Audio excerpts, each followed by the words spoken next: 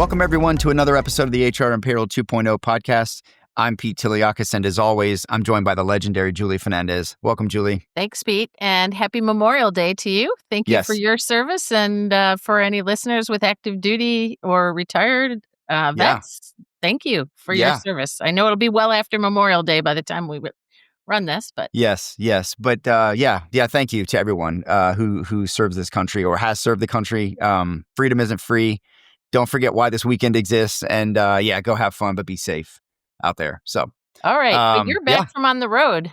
I am. Yeah, so, just a quick stop between events. It's almost about to wrap up here. The spring analyst update, as I call it, the trail.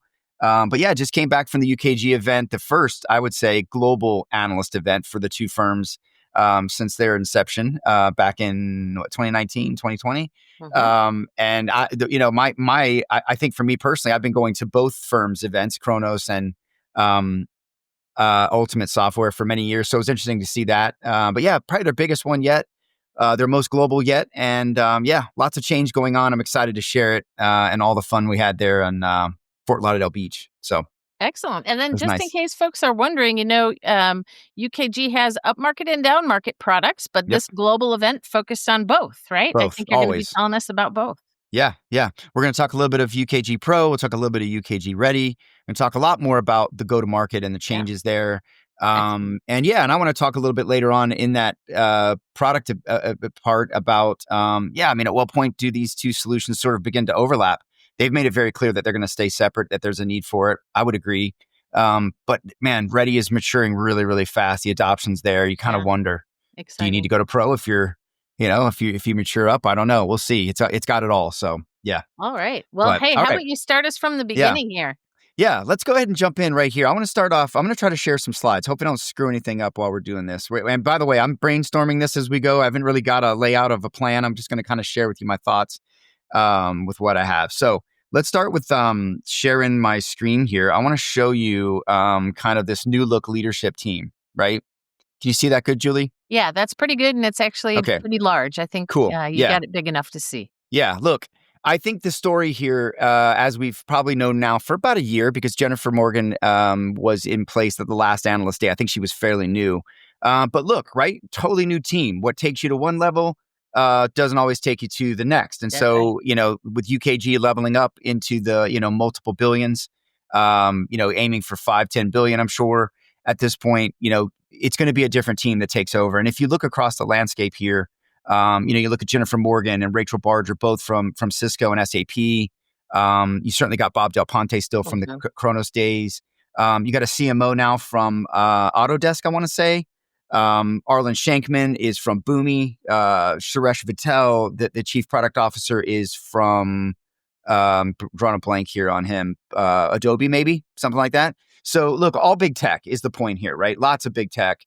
And I think that you're going to see that be the big theme here, right? Is UKG's going to another level and really becoming, as they put it in their words, an AI workforce platform of the future. And so, yeah, it's going to take new leadership, and here they are. They're putting in their folks. And if you kind of go a layer deeper, right? A lot of experience here in big tech.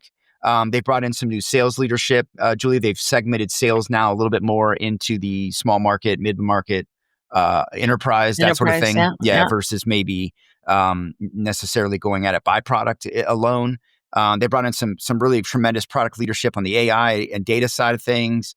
From big tech again, and then and then there's a smattering here. I think you'll see of folks like Richard Lipton from Imidis and others that are and still industry alignment as well, right? I know that was a big thing just around the COVID years, was to begin to boost up some of the industry alignment. Yeah, I think UKG's always done a good job of that, right?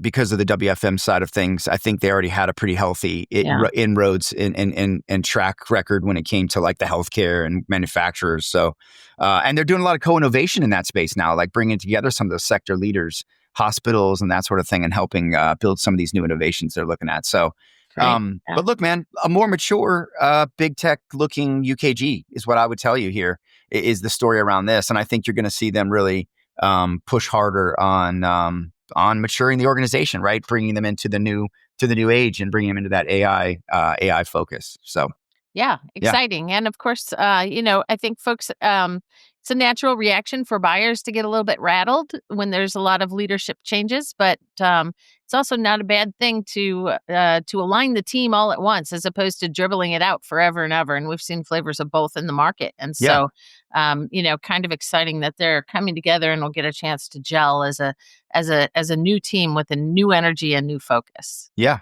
absolutely. Again, I think, when I look back at the notes, my notes and what we were provided by the team, they reminded us UKG's on a transformation journey. And I kind of said this before, you ever seen a big old not old, a big ship, right? A big ship, when it has to turn, it doesn't turn fast, right? If you turn the wheel, it takes a little while for the body of the ship to correct and then it to pick up steam and go. I think that's the case here with UKG. They're very much, kind of righting their ship and figuring out what direction they're headed in. And I think Jennifer's got a great handle on that. Back to your point about customers, the thing that I love about the way she talks is, again, customers coming out first in everything she talks about, even in their AI strategy, right? It's about AI transforming our customer experience. It's the number one thing that she talked about right out the bat. So very important to them. And I think that's, again, I've probably said this before, but I think that's been UKG's Achilles heel when they came together, right around the transformation or integration time, right? When they got together. And I still say UKG kind of bought Ultimate. I know it was an equal sizes of organizations, but it felt more like Kronos had the deeper experience around acquisitions and aqua flips and that sort of thing. And it made total sense for Aaron to be in charge, Aaron Ain. And so I think it felt a bit like Kronos had kind of taken over. Then we had a bit of the ransomware challenges, which I hate that for anybody in the space, and UKG handled it very gracefully. But that does leave a bad taste in some buy side folks' mouth, right? I mean, and that's going to distrust, right? So I think those things have been a bumpy road for their customers, and it seems like things are turning around. I know Bob obviously has a vote of confidence, being one of the few Kronosers in the Kronites in the C-suite, right? Left. And so he's leading a resurgence in that side of the house. And so I love hearing that from her, right? Because that she's coming out there hitting right out of the gate. Like, we need to get this under wraps here and be known for that. And I love that. So certainly a great welcome message to the community, customer North Star, big ship. Yeah. We're on our way. Yeah. I also don't think, when we listen to the go-to-market talk from Jennifer and Rachel and obviously her CMO, it's all about really emphasizing UKG's global span and all the use cases and ways that they can support organizations. And that's now they're kind of aligning around this plan, engage, schedule, pay, full employee lifecycle support model, which I think is unique, right? I mean, if that schedule part, like, a lot of folks can do the other parts of it, but the schedule part, I mean, who does it in more places and has done it historically at the high impact and complexity as UKG or as Kronos? Few, right? And so, and I think it shows in their customers, right, that they bring forward. Sure. And great to highlight now. There's a lot going on in the workforce management space, just product-wise across the board. So. Yeah, absolutely. I want to see if I think I had a slide on that. We can forego that, but the point is that the focus on their customers, their use cases, just their output and what they're solving, right? The thing is, I think is interesting too, and smartly, right? I wish they would have spent a little bit more time here, but partners, they emphasize the essence of what partners are going to mean for extending their capabilities. So think back, I think it was maybe about a month ago, 2-3 weeks ago, they did a ServiceNow announcement, a big integration with them. Yes. Which I think is really cool, right? I mean, I know Workday's done it. I know others have done the same. But so I think that's indicative of the co-innovation you're going to see. There's already some co-innovation long been going on between them and their customers. Again, like I said, some of the bigger healthcare firms are working with them on that front when it comes to workforce management. And certainly don't forget, look, UKG is the one, I believe the only one, of the HCMs building and partnering with Google, right? I think most others are either some other cloud platform or they're doing their own thing. They're not using Google the way, and Google uses some of the products at UKG as well. So there's some co-innovation there that's powering Bright, which I think is going to be really interesting. And then the breadth of the use cases that they can touch in HR. Again, not everybody can hit all those things. That's really, really, it's really, really different. And if you sprinkle in the great places to work for info, Yeah, right? that's All neat. that data, that's super unique, right? And that's what I think they recognize, Yeah, the and don't power of that forget data. things like People Doc from long ago, right? I Yeah. mean, that was before Great HR Places service to Work, delivery. right? Yeah. Yeah, so some Yeah. cool things there. So, Julie, some of the other things I thought was nice to hear, again, kind of pushing further on this whole customer part of things. Obviously, UKG has been trying to use a lot more AI, a lot more data and insights to help power their customer experience. Again, let me see if I've got, I want to pop up something here to show you kind of how they are looking at their customers. This is the part where I'm supposed to dance to keep people This is the occupied. part where you're supposed to keep, I'll just talk about it. They basically have a very sort of sales to service concierge program that's working really well, but also they're going into more of and listen, don't forget, managed services is still a key part of what they do: benefits, payroll, Yeah. support with It's the time. big ones. So those things are those are key. Those are going to continue to grow. We're seeing more of that in different countries. Canada's doing very well with payroll, for example. I know the benefit brokers are very important to this ecosystem for them. But they're also talking about bringing out an Emerald service, an Emerald level service when it comes to their customer experience. Where is my? I want to find this because I want to show this to you. You might find this interesting, Julie. I Yes. probably will. And Yes, for your what? And customers for once, will. I get to see it along with everybody else. I know. I'm sorry This about is a my slide handling here, my slideware. Like I said, I didn't entirely prepare for this to do with slides, but I'm like, we're going to do slides. It's all right. All I right. think So people look, like us to get stuff out quickly, honestly. yeah, I think when let's come down here. When you look at the way they're really looking at their customer experience, right? They want that to be both a proactive engagement, but also collaboratively working with their customers, and that's going to include human touch, AI, and like I said, just a heavy emphasis on the client. Again, the Emerald experience, they are bringing out a new service level that will go into a deeper concierge and a deeper white glove sort of service. So customers have more options now, I suppose. But again, this is just an area I think that you're going to see a lot more emphasis on them using their data, AI, and experience to really bring a better customer experience and responsiveness to their adopters. So really happy for that. Great. Yeah. I've always wondered what trumps like silver, gold, platinum. Emerald. I guess emerald is top of the stack now. Emerald is top of the stack. Okay, let's talk about what I really geek on, Julie. This is where I want to talk through with you because I think this is really cool stuff. This is what I think UKG has a superpower to do. Now let me share this, and I now remember I shared this last time at the last analyst day. I know they showed it to us. I talked a little bit about it. I might have done so kind of quickly in an update, but this is what I'm really hyped about, Julie. And tell me if you can see this connected agent approach here. Can definitely see it. It's a little small, so please do the voiceover. Too small. I think the let's bring it voiceover bigger. helps. Let's make it bigger. Let's make it bigger. Is that better? Yeah, that's better. All right. I can't get to the next slide. As you can see, that was confidential. So, all right. All right. So look, this is what I think is really rad, right? Like if you think about most companies, a lot of these things are all in different systems. Time's in a different system. HCM's in one system. Pay is even sometimes in another system. But when you think about the way UKG what they can offer now, right? HCM technology pretty much has everything you need. Workforce management, I would argue, still leading the industry. Immedius is now in the fold, right? With one view, you've got global and managed capabilities globally. And of course, you've got the whole scheduling part of that, which comes with your WFM. And I just think that there's a really great opportunity when, you and I talk all the time about orchestration. We talk all the time about taking those darn checklists and handoffs and making them go away, making them seamless to everybody involved, particularly the employee. But this, I think, is actually that. This is actually that. And I think they have the opportunity more so than anyone because they have so many things inside of a native system that they could offer. So many use cases, right? Again, engage, pay, schedule. Can't remember the last one.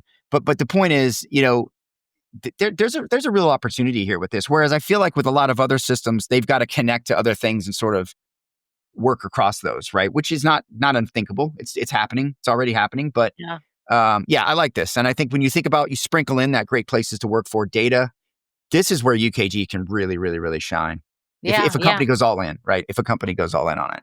Yeah, and I think there's a Yeah. little bit of a logical separation there too, so that if there is a constraint and, sometimes you might have to use a different HCM platform globally Yeah. than something else, you still have this orchestration that's happening to connect all of the other agents, I guess, visually, right?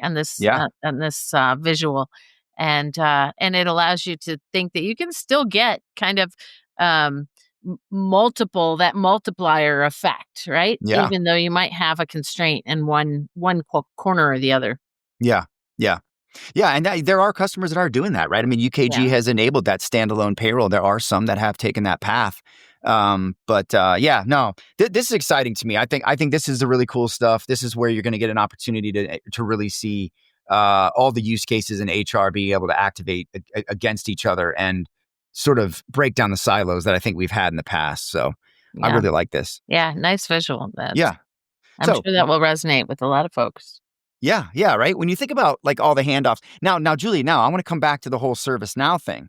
Like, let's say, and it doesn't have to even be about UKG, but let's imagine you take that scenario there and you sprinkle in something like a ServiceNow, which is interestingly becoming for a lot of companies, particularly enterprise. Yeah, yeah, large That's the companies. experience for a It lot of is. employees. That's their day to day experiences through ServiceNow. Yeah, yeah. So, yeah, Yeah, especially the bigger end of the scale or those who are just hopping onto it as a because IT has it, and so it's a quick, easy way to at least bring some capabilities while you're maturing.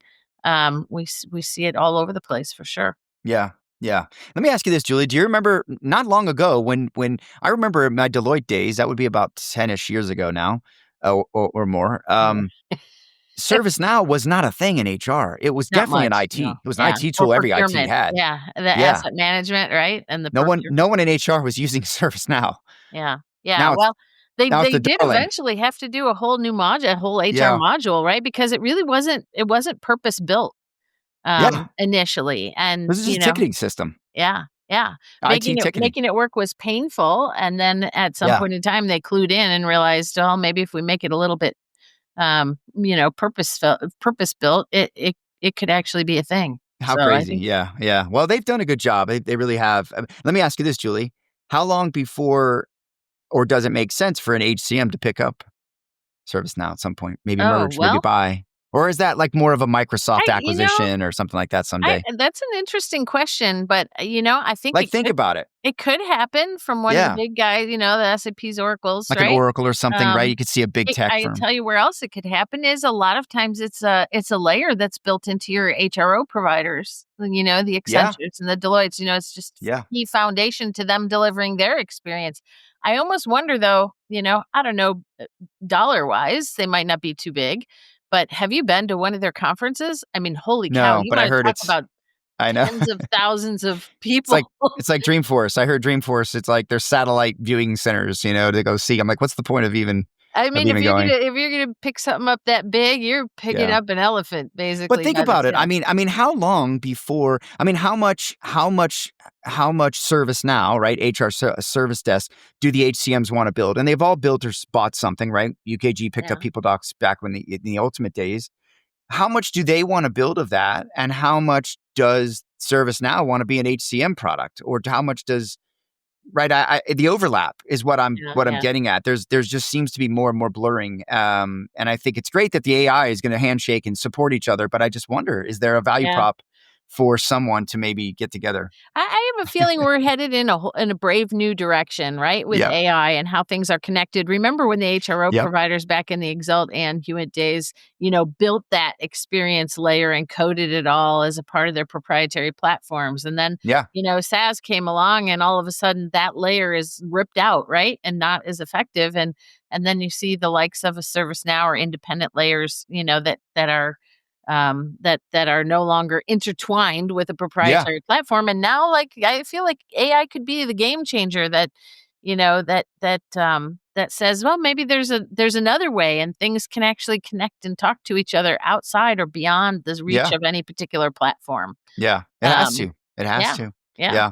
Yeah, interesting. Yeah, I think that's another thing where UKG, right? I mean, eventually will open up more, get more, more building going on the platform. They're already doing that with their partners. So I think that's probably a key piece to here, is really just opening up and starting to extend and give even maybe customers the opportunity to Yeah, check out and some you know things. what? I'm gonna tell you something from the buy side that I see more and more often. Of Yeah, course, it's a trap that I think a lot of HR buyers fall into, which is, you pick up on the idea that there's APIs now, right? Or that yeah, there's AI or whatever it is, the newest technology. And so you go to market and say, "Well, I just want, two-way open APIs." And like, what is that? There are so many nuances to that. What does that really mean? I mean, what you think that means is very different than what a provider might think it means, and how everyone makes that happen. And so I feel like, from the buy side, we're in a space where you think you want APIs, but do you really want all the data just firing itself off without any validation, yeah, pause points, and there's more to think about now. You can, but just because you can, should you? yeah. And how do you knit some of these new things together without risking actually knitting them together and being off to the races and really Yeah. not ready for it, right? Yeah. Well, all right. Well, we'll leave that for another day, I think. But yeah. Look, I think that the other thing I want to get into here is you asked about the two platforms, Julie, and Yes, how they're yes. doing. But I want to opine a little bit before we get going here into. Or let's save that. Let's save it to the end. I'm going to talk through. Let's talk a little bit about what's going on with Ready. Let's Okay, talk a little bit about with Pro. let's But do just it. along the lines, before we leave the connected agent thing, one of the things I thought was kind of interesting, I don't remember if they were talking about this as a planned, I don't believe it was. I think we were just talking the potential here, right?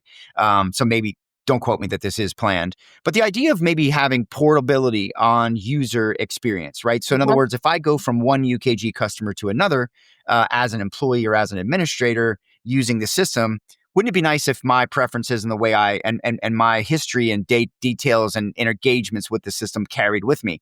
And I think that's actually pretty cool. I think that's something Yeah. you could take a step further from these connected agents that could begin to contextualize the way that I like to engage the system, the way I like to look at my pay slip or learn about my benefits or whatever, uh, put my time in, time off, however that is, right? There's different modes, there's different ways. For it to know that and follow me, I think that is kind of interesting. So there's a lot of little scary too, but Yeah. interesting too when you think about just that orchestration. I'm all about ease of use and making things less frictionless or Yeah, I'm friction. not I'm So not sure it's an exact parallel, but on the yeah, benefits side, we hear a lot of folks talk about hyper personalization, and I wonder if yeah, that's, kind of down the same vein, right? yeah, yeah. Well, we all kind of demanding it now, in everything we're doing. We're going out and we're expecting it from everything we buy, every website we go to. We want it all personalized. Even now, look, you go buy Nikes, you go buy Vans, you go buy any shoes, you can get a custom version for some fee. So Yeah, there you yeah, go. yeah. All right, are you gonna All right. take us into Ready first or Let's Pro? talk Ready, right? So Ready is the down market solution, totally killing it, right? And when I say down market, it's playing in that, lower end of the mid market downward, and really doing very well, right? Growing globally, growing very, very mature. You've got adoption gaining. I think they said they got about 100 customers now using Canada payroll, and that just went live this year, a few months ago, if I'm not mistaken, Q1. So that's doing really well. You've got OneView is now integrated for global payroll. Global. Yep. And you've certainly got what I think is interesting. I mentioned this earlier, Julie, a new sales leader now focused on SMB go to market, and he's really kind of accelerating things over there. So they've got their own dedicated focus from a sales perspective. Um, Yeah. Hey, yeah, I know they tweaked their market side. You said down market, and the first thing folks always ask me is, "What is that?" And so yeah, I would probably say it's handily in the hundreds of employees, maybe yeah. I knew eking you were up going to into the ask me that. thousands, but they've shifted a little bit, as Yep. providers are want to do regularly, what their exact size ranges are. Hang on, let me. I knew you were going to ask me that. I have to go back to my documents last year to confirm that. Hang on, I'll see if I can tell you. I know they just boosted the low end of their large Yeah, they didn't enterprise. clarify it at this one. It didn't, so it didn't Yeah, change. But I'm trying to remember. You know what? I will have to find that. I yeah. don't have that off the top of my head. I'm But saying where I see it is in the hundreds for sure, and then yeah, going up into the thousands. And of course, you can always find, if you're in a solution and you start to grow, you can always find examples of, growing outside of the bounds yeah, of the top end of what is the target population, yeah, right? So yeah. folks shouldn't freak out too much. But No, yeah. It's all about the use cases that it solves, right? It's not so much about yeah, your size or whatever. I mean, it's really about your maturity and how that platform is going to mature with you along what you're trying to solve for. But I can't remember the exact bifurcation. I'm going to say it's like 1,000 and below is maybe ready. Yeah. I apologize. I don't remember that. That's all right.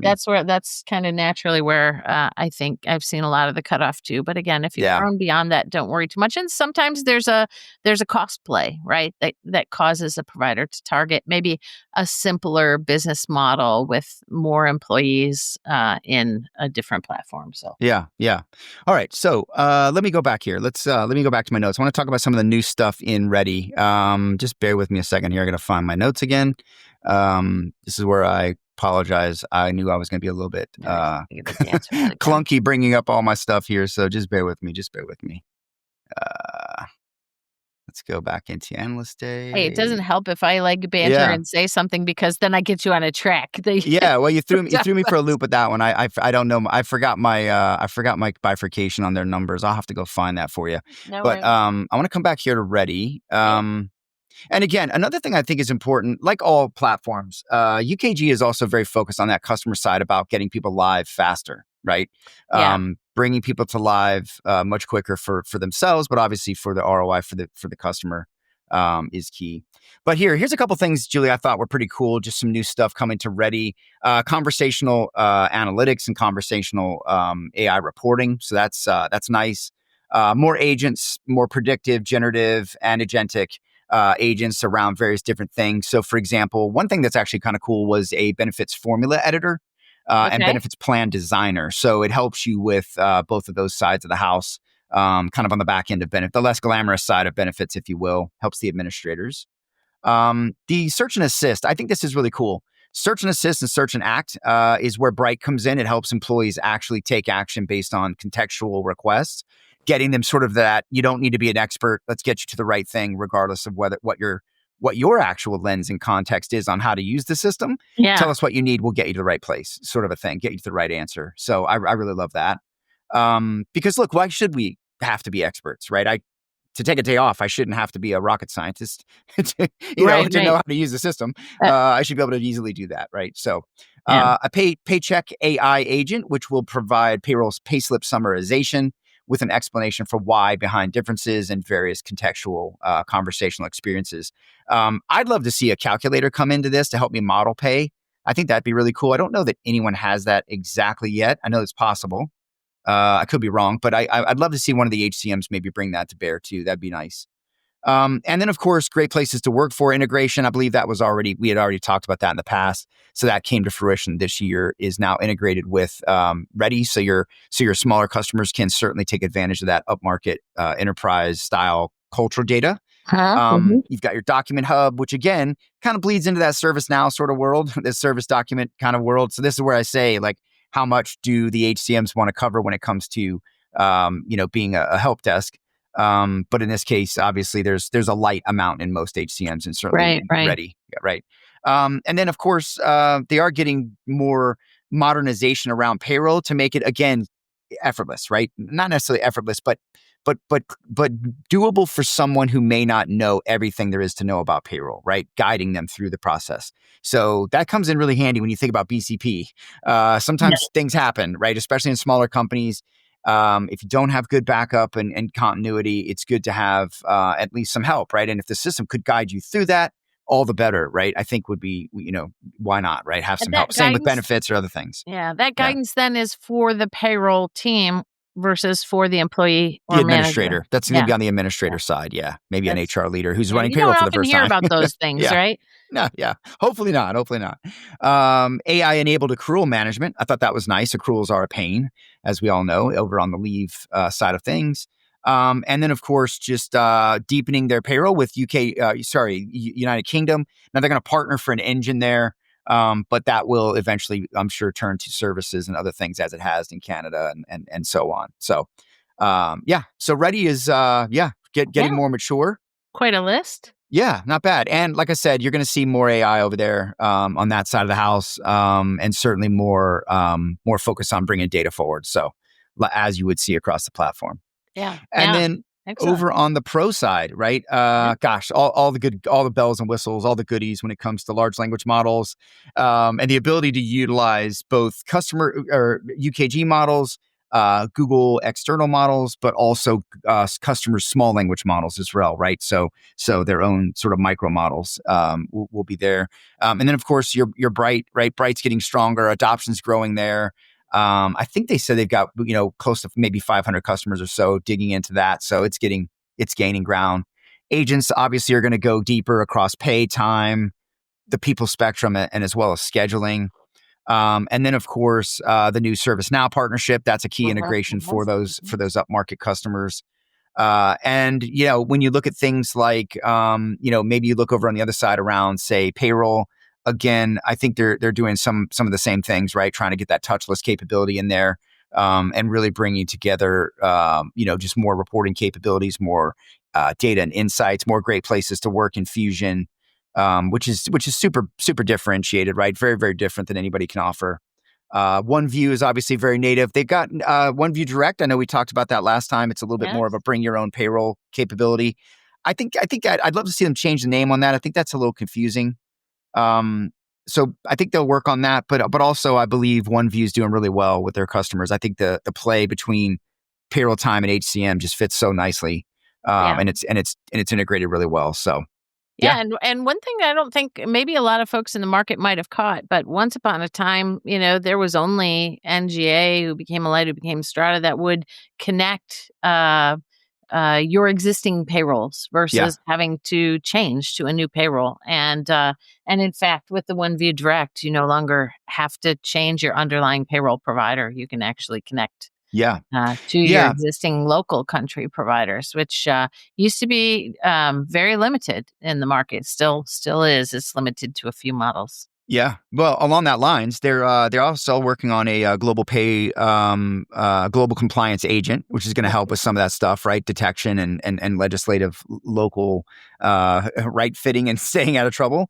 But Julie, here's something that I think is really, really important. I really am amiss for not mentioning this.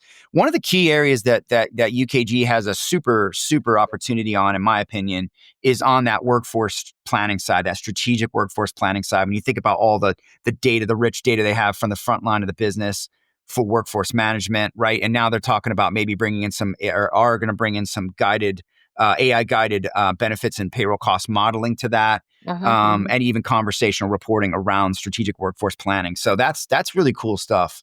When you think about big manufacturers or just any organization, but particularly big, global, gnarly, frontline heavy type businesses.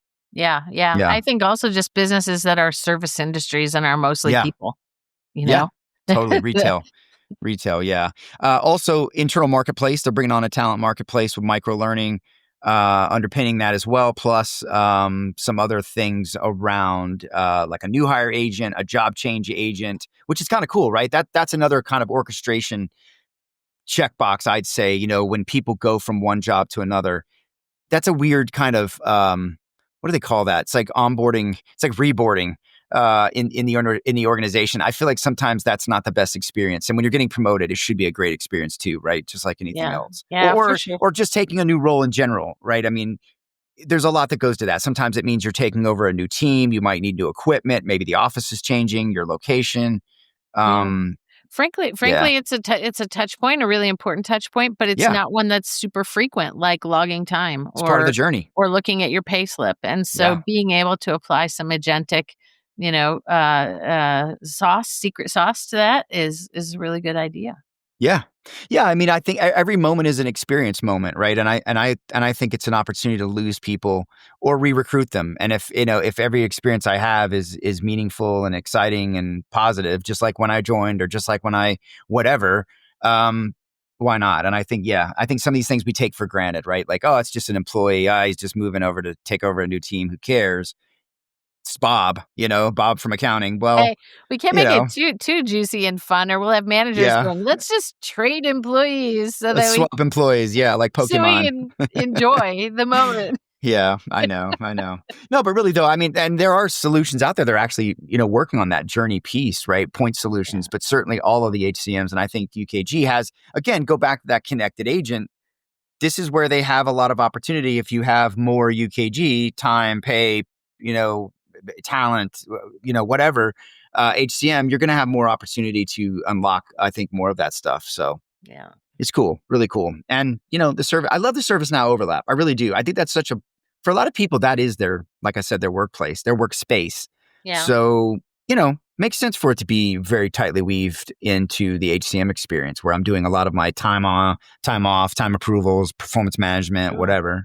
Well, So honestly, there's a bit of that play that is just leveraging investment. If you're a large yeah, company and you've just dumped resources into creating experience via ServiceNow, no matter how quickly or how great AI kicks in or some of these yeah, automation workflows kick in, you're already invested, and it's going to take some time to rationalize how you used to automate things and how you can automate them now in the future. yeah. No, agreed, agreed. Yeah. So what else is going on, Julie? What do you got next? I have a couple more events to go, and then Yeah, back at it. next week, actually, you and I are both hitting the road, and next week I'm headed out to the HR specific shared services and outsourcing network. I Oh spend a yeah, good amount of time in those events in that community, and they've brought back the HR specific ones, which I'm a huge fan of. Atlanta yeah, last year in November was the last time there was one, and I'll be heading back down to Tampa, St. Pete yeah, next week, and that gives me a great chance to really get a community of HR leaders together and hear what their latest things are, and share and kind of network together with them. So yeah. great week ahead. Very cool. Very cool. Well, we Yeah. got a few more analyst events to go, and thank you again to UKG. They always do an amazing job. Thank you for hosting us. We stayed at the beautiful Four Seasons there on the beach in Fort Lauderdale. Really nice place. A great get I, together with I hope everybody. this leadership team actually gets to the point where they're addressing their other partner networks, including Yeah, their advisory or yeah, consulting partner networks. So they used to do a great job with advisor partner summits yeah, as well. I think COVID kicked that to the roadside, and everybody's trying to figure out how or when do they re-engage more with the partner network, the various partner networks, and yeah. that's something that I personally am pushing for and looking forward to. Yeah, yeah, no, agreed. Like I didn't mention this, but I did wish they would have given a little bit more time on the partner side. I have some questions from my clients, Yeah. vendors, particularly startups that are looking to partner. But look, Julie, I think I saw on that, from what I saw, benefits is a key area, and I know you guys over at Brown and Brown are key in that space. So Yeah. yeah, it would be good to see those come back for sure. And I imagine as the team gets their foot under them, they're gonna reinvigorate some of the things they do to engage their team. So Yeah, yeah, I think hopefully so. so. But Looking forward to that and hoping that they get some renewed energy in that direction as well. Most HCMs have realized that, the bigger and the stronger the partner network is, the yep, easier it is to hit those growth targets, yeah, because you can't doing it organically is really tough. yeah, yeah, oh yeah, and yeah, I think for all the firms, right? I mean, getting their technology, their innovation to accelerate is going to take letting people build, partners, helping fill gaps with sectors and countries and various different nuances. So yeah, completely agree. Hey, by the way, I did a quick look back on the size breakdowns. Couldn't let it uh go, could no, you? well, I should You're know like a that. I dog with should. a bone. It's awesome. I've been studying these guys for 10 years. I should know the answer to this. But ready is typically your 500 down to about 75. So Yeah. say about 100 to 500 is typically right for the ready guys. I would argue that's higher, depending upon the Yeah, I complexity of think the so. company. Just all the things that they've brought into ready, I think that could still stretch quite a bit above that, and I'm support many actually I'm firms. actually seeing Yeah, it come into play a little bit above that, and I'm sure yeah, it's always circumstantial, so you always lean into the sales team to kind of yeah. figure out when the stars align for that, Yep. but Yep. yeah, I I would. think it depends on the WFM need that you have, as well as the talent sort of Yeah. side of things that you have as well. And But look for buyers that are growing, because we're in a yeah, lot, we've been in for years a kind of an M&A and divestiture type of an environment. yeah, A couple of products just begs the question at what if I'm growing and I grow beyond the span of the product that was right sized for me a year ago, right? yeah, And it's something that the PEOs struggle with. It's something that, when you have those sizable types of assets underneath you, you do have to recognize that some customers will hit a threshold or will merge or will grow, and something will happen, and all of a sudden there's an event that causes them to need to right size. yeah, yeah, yeah, yeah. Absolutely, absolutely. All Well, right. look, it's been good, Julie. This has been Yeah. fun, and again, thanks to UKG, and we will be back with more pretty soon, I'm sure. Something will happen in the market, or there'll be another event we'll be able to cover. So that's right. Stick and stay with us. We appreciate you.